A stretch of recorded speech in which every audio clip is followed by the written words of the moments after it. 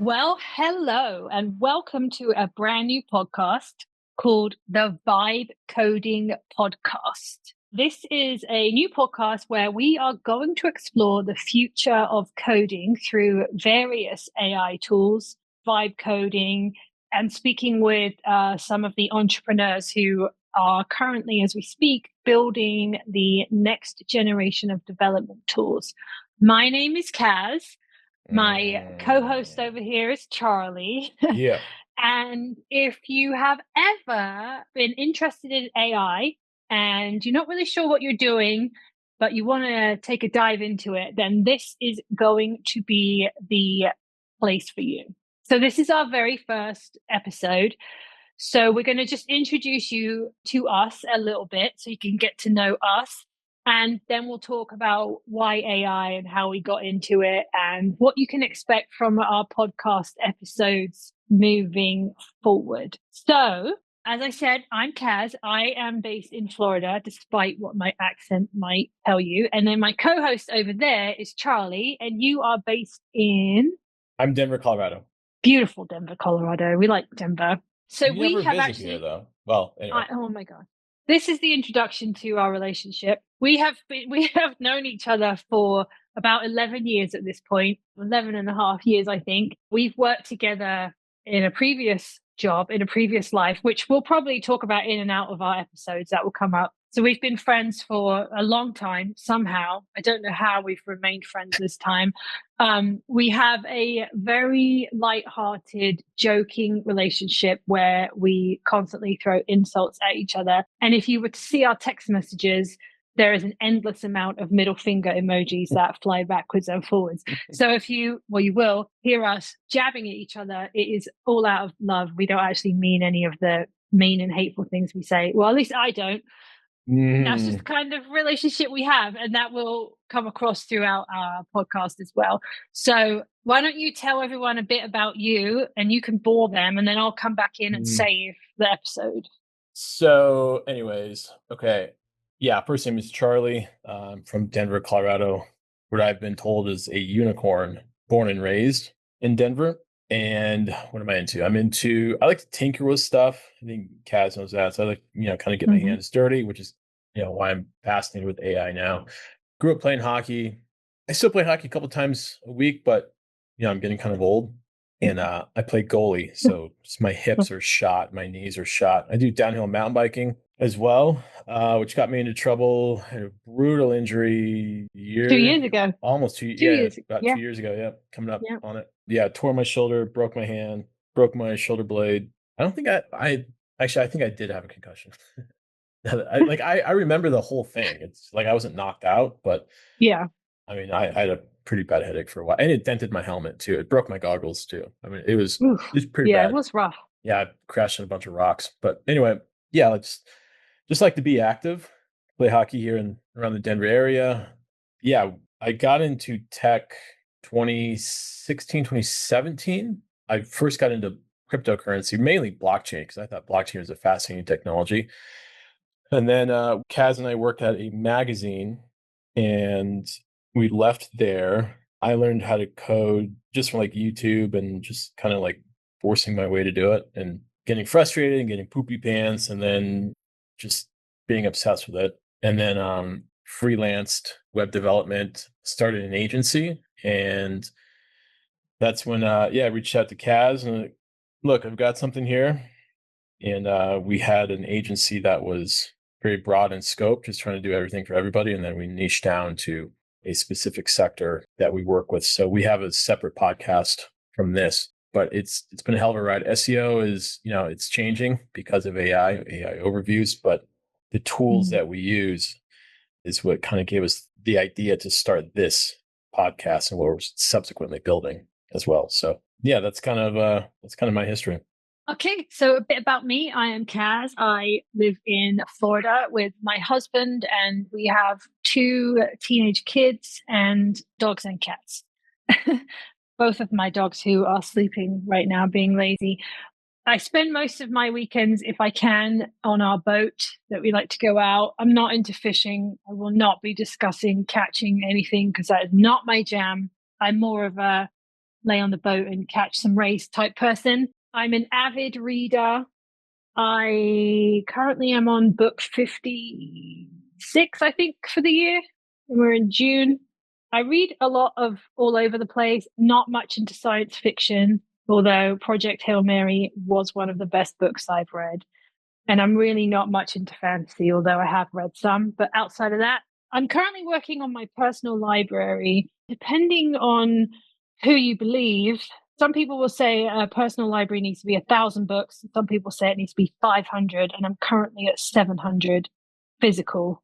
And however many I have on my Kindle, I don't really count those. So there's that. And then additionally, I am a big F1 fan. So that does come up in topic of conversation. I'm trying to drag Charlie along into the F1 fandom, but he's like on the periphery of all of that jazz. You don't even watch any races, do you? No, not really. I don't know. It's just No, not. I don't not know. your jam. Yeah, it's all right. I Okay. think if you go to a race, that would change. I do. I genuinely Yeah, do think that would probably. change. But anyway, so that's pretty much about me. All of my husband's family, everybody lives like 5 minutes from him or from us. All of my family is back home, home being England. So I don't get to see them very often. But obviously, because I sound different, it comes up a lot. And that's pretty much it. So, yeah, as Charlie said, we worked together before for a few years with a magazine. Charlie led sales, I led operations, and that's kind of how we met and Not a became big deal. friends. Whatever. No big deal. We became friends, which on paper we should not remotely be friends, but we became friends. He was like really one of two people that I actually liked. Yeah, for um, context, Kaz hates everything.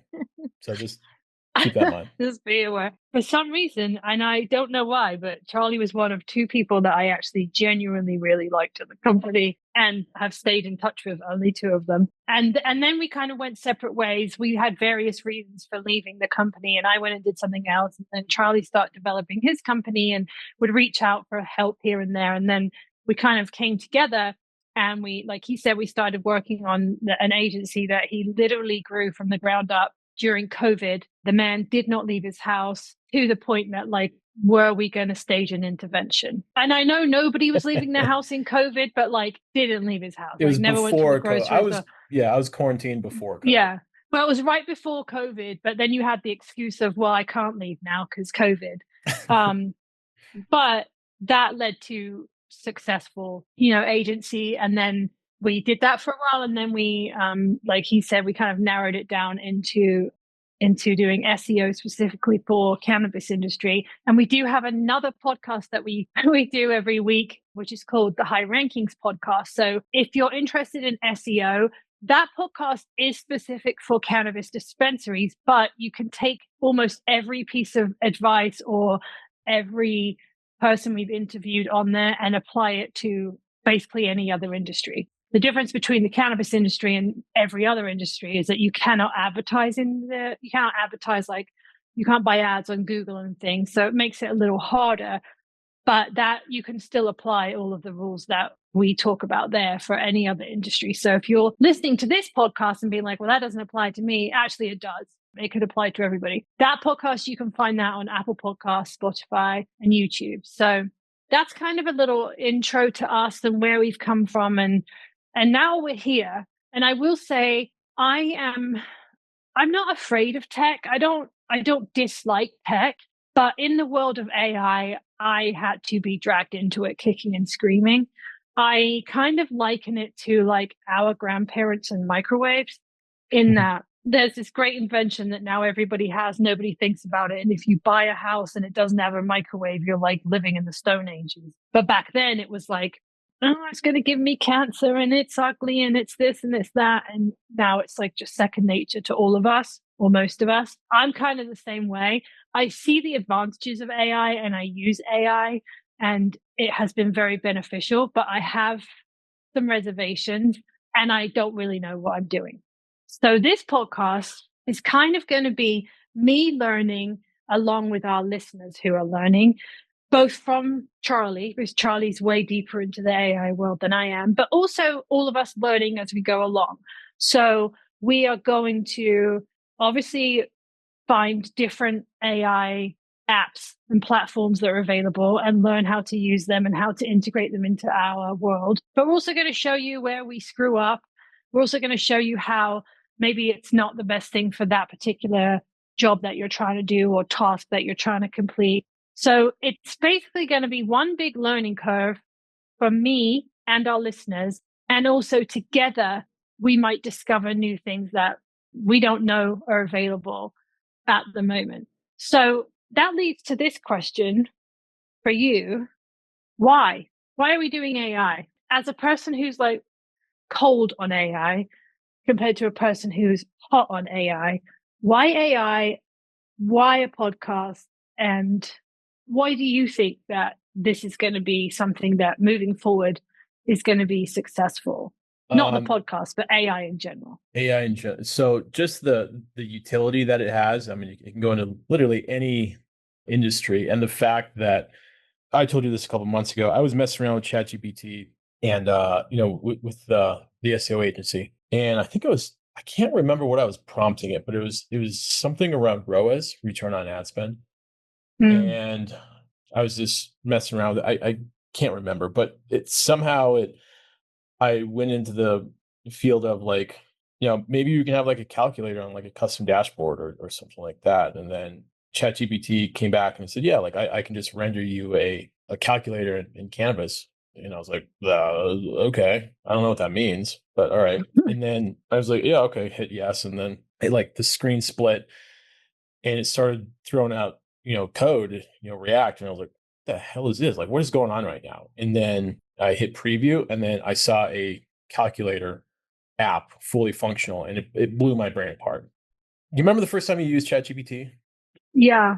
And Yeah. then the first time you're like, holy smokes, this is banana lands. That's happened a couple times. That was one of those moments when I saw that calculator app because I was like, wow, I wonder, because I've had an idea. We ended up building it that I was sitting on for like a year.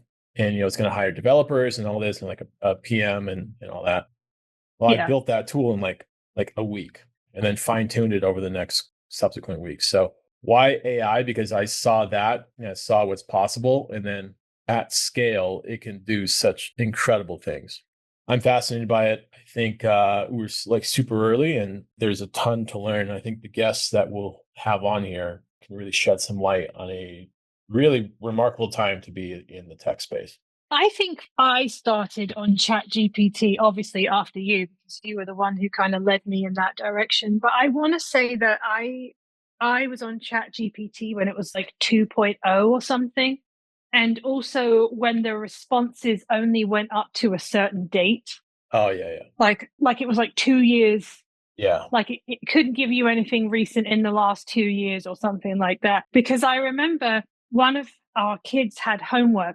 I wasn't trying to have Chat GPT do the homework. I was trying to have it do a research element of it. It was something to do with the banking industry, and maybe something was going on around COVID, and it was something about that. It was something about financial industry anyway. And I remember at the time that Chat GPT couldn't give me the answer because it was like too recent. And I don't think that exists anymore, as far as I know. Like I don't think that time frame is a problem anymore. Do you I haven't remember tried. But the first like holy F moment? yeah, it wasn't on Chat GPT, it was on Claude. What was it? I can't remember. I was working with it with you, and Oh, I was asking it to do something, and it split the screen because ChatGPT hadn't split the screen for me. It split the screen, and it gave me. I was like, I think it maybe like gave me a table or no. I know what it was. I was doing something with keywords and volume.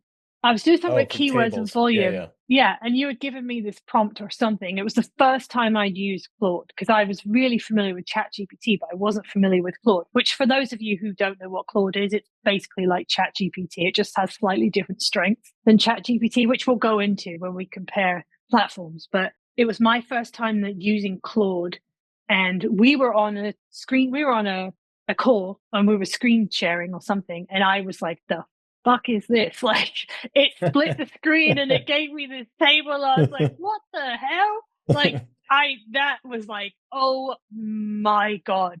And I will say, I'm slowly getting there, but you are king of like prompts of like giving it such a specific prompt with such specific instructions. And like, you are so good at getting your AI to really hone in and narrow down and like get into the scope. Like you're way better at that than I am. But yeah, when we did that, and I was like, the hell, like this is insane. And what was cool about it was it blew my mind, despite the fact that I'd been working with ChatGPT for quite a long time before that. So me, I'm like, oh, there's only one AI, it's ChatGPT. You know what I mean? I didn't know there's Manus and there's Claude and Yeah, what was yeah. the one we talked about the other day with Google has Genius or something Oh, like that? Gemini. Yeah. Gemini. And then we were talking about all the videos I've seen on TikTok where, because I don't know how they do it, where it looks like Bigfoot is like vlogging his daily life and like showing you how to build a tent, and then an alien crashes and the alien and Bigfoot are vlogging their day together. Like it's crazy what it can do, you know. But yeah, I do remember being absolutely mind blown by Claude's screen splitting and I stuff like remember that. that. That Yeah, was because crazy. we had a question about keyword volume around Yeah. keywords, and honestly, I was kind of pissed that it was an email that you sent. I was kind of pissed that you would send that. I was like, "Wow, she's why the hell did she send that?" And then you got a response back like, "It's missing keywords." I was like, "Okay, easy way to fix this," and we just plug it into Claude. Yeah. Yeah, like a matter of not even minutes. It was like immediate. It fixed the problem. Yeah, because I'm like, oh my God, I've got to now do all this work I just created myself. Like, come on now. Yeah. And then you were like, nah, fam, I got this. Let's do this. Step aside. I got this. Yeah. And I was like, oh, yeah, I know I personally don't have a grasp on what everything is capable of doing. And I know you have much more of an idea, but even you don't know. No, no. I've been Yeah. on the rabbit hole for the past well since ChatGPT came out, but no, there's so many great resources out there, which kind of is where we're going with all this. But there's so much to learn. There's just so much you can do with AI, which is like really really exciting. And the first thing that we built really got me down the rabbit hole was building a forecast tool that we use it internally. SEO it has been changed. Yes, AI overviews are nuking websites, but with local SEO, the map pack is still there. And so you can reasonably forecast a campaign with logic, of course. And, we put some APIs in there of, keywords and keyword domain. If basically what it is, if based on the historical data of a website, we can reasonably tell when a client will get their money back, their ROAS, return on ad spend. So like by month 4, month 5, it'll be they give us $1, we give them like $4. So a 1 to 4 rows is pretty solid. So this tool that I stumbled into, it can do all that, and it's based more on the performance of the prospect. Yeah, because it's SEO, it's easy to build a way more established brand, especially like enterprise level versus like a startup, like a brand new Yeah. domain. Just Yeah. backlinks and SEO jargon, all of that. This forecast tool takes everything into account, and it visualizes and runs the data and analyzes everything of what time frame the prospect will get their money back, which is ultimately what SEO should do. Is it should generate you money. Kaz, how do you use AI? For work purposes, well, actually, I Yeah. think I only do use it for work purposes. I don't think I use it in my real life. Typically, I use it for ideas, or if there's a gap in something I'm doing and I can't figure it out. I will say, mostly for me, it's a massive time saver. So, for example, a classic example is we now have two podcasts. One that we've been doing for a hot minute. We have like over 110 episodes at this point. And sometimes topically, there's just something you can do because it's relevant right now and it's happening in the world right now. And it doesn't take a genius to think of a podcast episode for that, for example. And other times you're fresh out of ideas and you don't know what on earth you can do the next episode on, but you've got to record it today. So, I'll use AI for that. Like, hey, can you give me some ideas? Or sometimes I've got the idea, but I don't really know what to call the episode. So I will run that through an AI platform. I have used it for research. If we've had guests on one of our podcasts, for example, and I don't really know what the guest does, but they have a website, I'll throw the website into an AI platform and be like, hey, can you give me a ELI 5 rundown of what they do? And then from there, I can structure my own questions, or I can ask AI to give me some question ideas. Typically, I'll end up creating an outline with AI that's a combination of my ideas, my suggestions, my question, my research, and its ideas, questions, research, etc. I know often we use it for like, hey, this is what we've come up with. Can you identify any gaps in what we've come up with? And I really like that one because oftentimes, if you've worked on something for so long, you just can't see the wood for the trees. And you just need a fresh set of eyes to look at it. And so you can be like, can you identify any gaps in this piece of content or this line of questioning or whatever it might be? And it's really good at coming back. And sometimes the stuff it comes back with, you're like, what the hell were you thinking? Well, not thinking, but what the hell were you doing? And other times you'd be like, oh man, how did I miss that really obvious, glaring mistake or, whatever it might be. So there's that. We do use it for content ideas and sometimes for content, but I would never take a piece of content that was purely written by AI and then use it without changing it or putting a human touch on it. I know there's lots of people that will just have ChatGPT write content to slap it up, but that's just a no-go in the SEO world, for example. So there's just so many things. And I know you use it for more data-driven stuff. You will come to learn that Charlie and I have very different roles in what we do, and our brains work very differently. He's way more data-driven and into the numbers and data and charts and graphs and things than I am. So I know you use it a lot for, well, like you said, you created that whole calculator. So use it slightly differently than I do.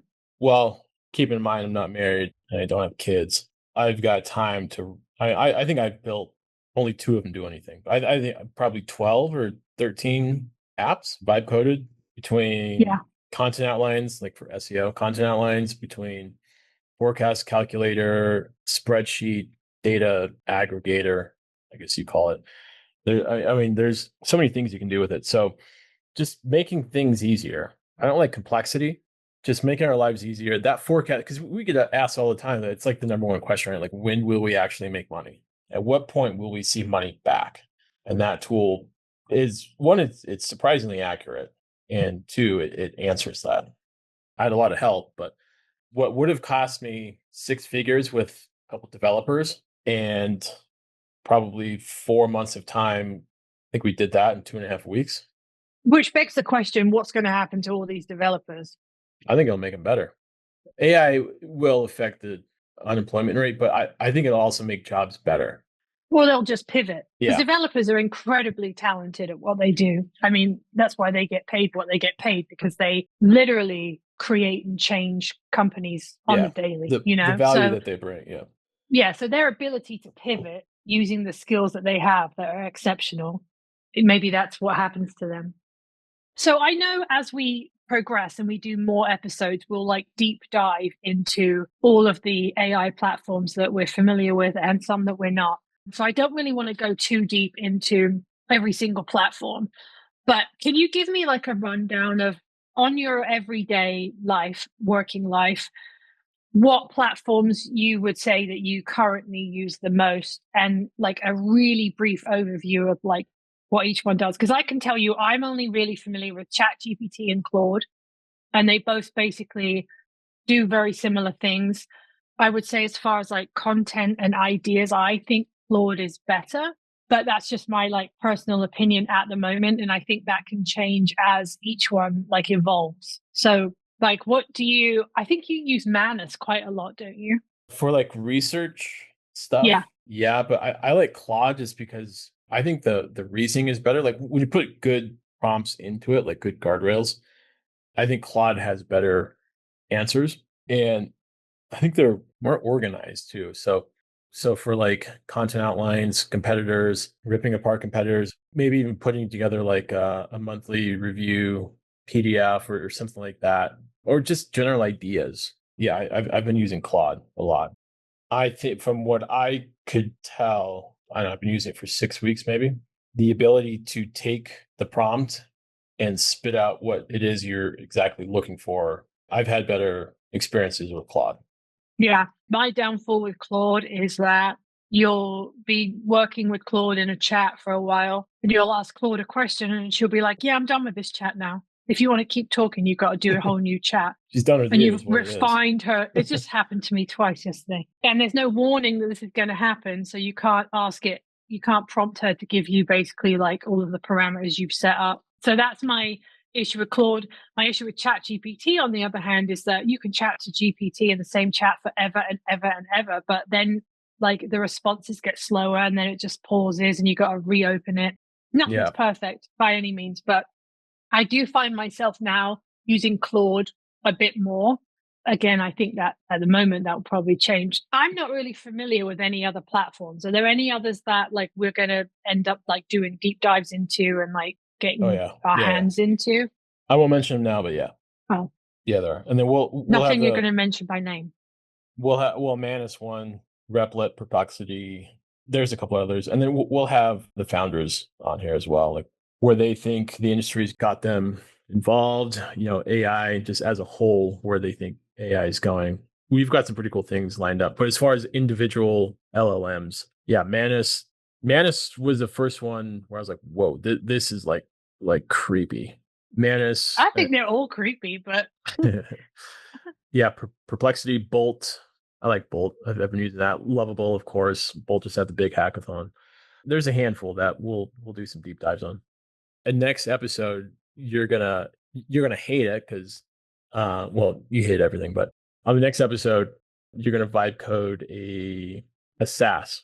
I don't know what the idea. We talked about like a podcast scheduling tool, but yeah, something to help you with a yeah. podcast. So the idea is that Charlie's going to walk me through, and you, the listener, how to do this as if we're learning from the beginning. Like I said in the beginning, our role in this podcast is basically to like teach you how to use AI platforms. And you might have some idea, and that's great. So the idea is you're going to learn from every episode. So basically, he's going to talk me and teach me how to do that. And then at the same time, you'll be learning. So that's kind of the whole idea behind that. Also, I really want to do an episode on like how to use AI platforms in your life outside of work and like what kind of platforms there are out there. Because I understand, obviously, like we use AI in our jobs, and that's really the point of this podcast. But I also think that there's lots of people that use AI in their daily life that are it's not involving their work at all. And I don't know how I would incorporate it into my life, which means there's people out there who are listening to this podcast who feel the same way. And I'm not talking about creating TikToks or, Instagram reels or something like that. I just mean like in my daily life. How Mhm. can these AI platforms help me to be more efficient in my daily life or improve on my daily life? So it might be something like, I don't know, ChatGPT. I have these ingredients in my fridge. I'm really trying to focus on like my protein. Can you make me a recipe using this? Like maybe that's the answer. I think there's ways to do it outside of a work environment that I would love to be able to dive into a bit more as well. So my girlfriend's mom, she went to a specialist, like a dietitian, and Mm-hmm. they're going to charge her close to 5 grand to have like a meal plan, basically help her lose weight. Uh-huh. And then my girlfriend, Austin, she's like, no, why don't you just use ChatGPT to come up with a diet plan? You know, give it all your KPIs, basically, all your data. And she did that 2 weeks ago, and she's already lost like 4 pounds. For sure. And I think like that's a great way to start because then if you're still having some issues or you're still struggling with something, you can take all of that data because most people who are in that situation are going to use an app like MyFitnessPal or Lose It or something, right? So you can take that data and put that into an app like that.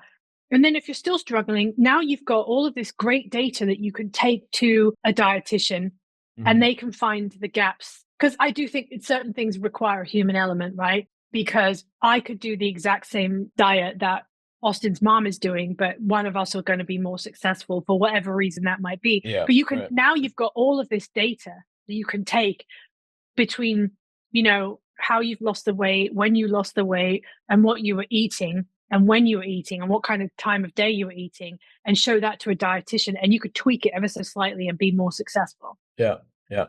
She was Yeah. her mom was pretty blown. She she actually stopped using it because she was afraid of Really? it. Yeah, which I mean, I totally get. Like if you've never, she's retired. Like why would she use ChatGPT? Like It's she'd the heard, microwave situation. It yeah, and really is. she'd heard of Yeah. it, but then this happened. And she's like, I'm not opening my computer for the rest of the night.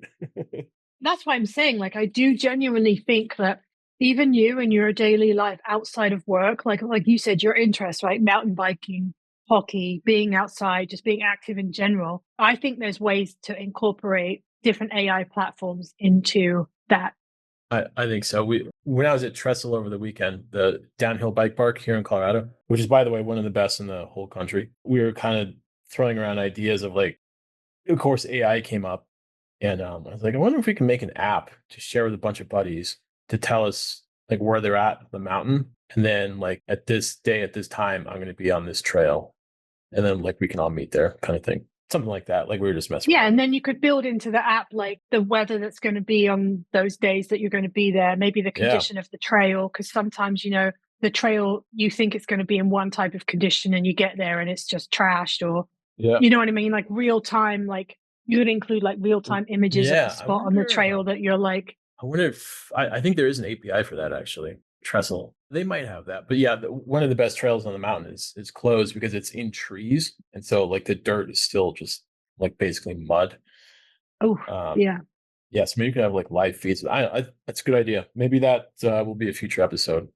There's so much I think that you can do. And I also think that there's so much for us to be able to explore in these episodes, both from a point of view of having used AI and then also from a point of view of, oh, there's a whole new AI platform that just came out. Let's Hmm. take a dive into it and see how it works and how we think we can integrate it, whether it's content, whether it's analysis, whatever it might be. I think there's such an opportunity to really discover. And I think we're right at the beginning of understanding what AI can do, and also at the beginning of AI companies coming. I mean, some of them have been super successful, obviously, but I think there'll be more and more that kind of come along and they'll just get better and better.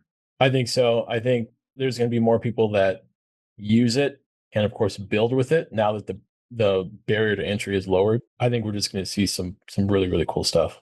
Are most AI platforms, at least on some level, free?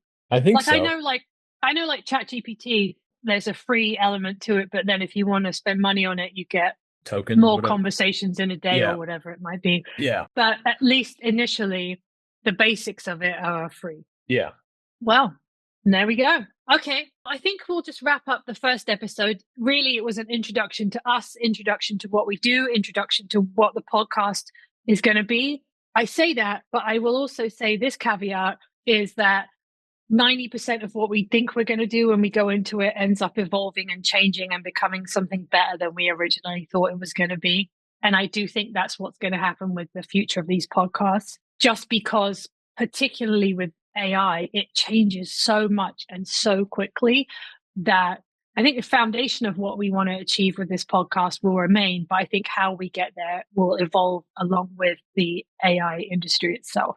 So, I think so. That's the um, exciting part. yeah, it's a whole new world. And like I said, I am kicking and screaming a little bit into the world of AI. Uh, I get excited about it. I get nervous about it because I think that there are questionable people out there who will probably do questionable things with it. But that's not us. That's not what we're about. No, we're We're all we're about we're good here things. to cover it, to see what is possible with it, to build with it, and to share it. Yeah. So we'll be back next week with another episode. And in the meantime, if you have any questions or there's something that, because you're probably new to it just like I am, that you want us to cover in a future episode, please feel free to give us the suggestions, any questions that you have, or if there's a particular platform that you want us to take a deep dive into, let us know that, because we are 100% open to suggestions and questions. Real quick, before we hop off, what are your thoughts on the F1 movie? I'm seeing it on Friday. Did you think it was a stupid idea to have an F1 movie? Did you think like, oh, here it comes, like that kind of thing? A bit of both. I think having Sir Lewis Hamilton involved in it, I think means that in terms of authenticity, I think it will be better than I anticipated. For those people who follow Drive to Survive, you will know that in earlier seasons of Drive to Survive, there was a lot of people unhappy with it because they would take scenarios from one race and make it seem like it happened a different time and just to create drama. And I know Lewis was very particular about even down to like what gear somebody would be in on a certain part of the track and the noise the car would make whilst doing a certain maneuver. So from a technical aspect, I think there probably won't be too much to pick apart. From what I understand of the synopsis of the movie, I think it's horseshit. The idea is that we come into the movie with like 6 or 9 races left to go in the season, and the crappiest team on the grid, their goal is to win a Grand Prix, just one Grand Prix that season. Which, if you know anything about F1, it would be like asking Kick Sauber or Stake or whatever they're known as now to win a race. Now, can it be done? Yes, but it can only be done if it's raining and a bunch of teams crash out and there's a red flag and pit stops, and you happen to be leading the race because you haven't done a pit stop yet, and it's raining and everyone else is pitted, and then they end the race. And there you are at the front of the field. 100% can be done. It's not going to be done under normal circumstances. It's just not. It's like absolutely not possible. So that aspect of it, I'm like, And then the other aspect of it is the idea that Brad Pitt has been out of the racing world for 30 years, and he's going to come back and all of a sudden know how to drive a car and within like tenths of a second of everybody else. And that's not likely. And third of all, did we need a romance between a driver and an engineer? No, we didn't. We just Is that didn't. what it is? Oh, okay. There's a romance in there. I think she's an engineer or a strategist or something. I'm not against the romance idea, but I just don't think it needs to be with somebody within like the F1 team. And typically, historically, if 2 team members are in a romantic relationship, typically they won't be allowed to either have it or work together. So yeah, it's a huge distraction. but also this is Hollywood, right? So you have to go into it with a Hollywood view mindset and understand that it's probably going to be pretty technically accurate, but the idea is that we get people more into the sport. And if that's how you get people into the sport, that's great. So I am seeing it tomorrow. My husband and I already have tickets. I am seeing it tomorrow. I think the camera angles and what they're able to do with that would be phenomenal because it's the same team and the same techniques that they used in the last Top Gun movie. Mm-hmm. So I do think from that aspect. But I can report back next week because I will see it tomorrow. Okay. Looking forward to it. I'll let you know. I'm not looking forward to it, but our listeners will be. I'm sure they'll be thrilled with my takedown of the F1 movie. Riveting. I'm sure they'll be like, did I come here for AI help, or did I come here for Taz's angry F1 movie review? Airing of grievances. What did I come here for? Airing of grievances of the F1 movie. Yeah. On our other podcast, we used to do a section called "What Vexes Kaz," and because lots of things do, but we didn't do it anymore because we're trying to be a bit more positive. But there were lots of things ranging from people who don't put carts back at the grocery store to road rage. It was all over the place. Anyways. Yeah. Okay. Anyway, that's it. We'll wrap up now. We'll be back next week with a whole new episode. And we hope that you follow us along for the journey and that as I learn, you will also learn. Peace.